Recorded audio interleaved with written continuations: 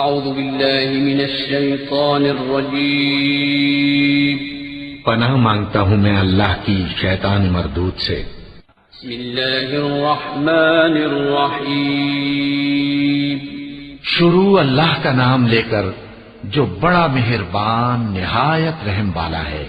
إذا زلزلت الأرض زلزالها وأخرجت الأرض أثقالها وقال الإنسان ما لها يومئذ تحدث أخبارها بأن ربك أوحى لها يومئذ يصدر الناس أشتاتا ليروا أعمالهم فمن يعمل مثقال ذرة خيرا يره ومن يعمل مثقال ذرة شرا يره۔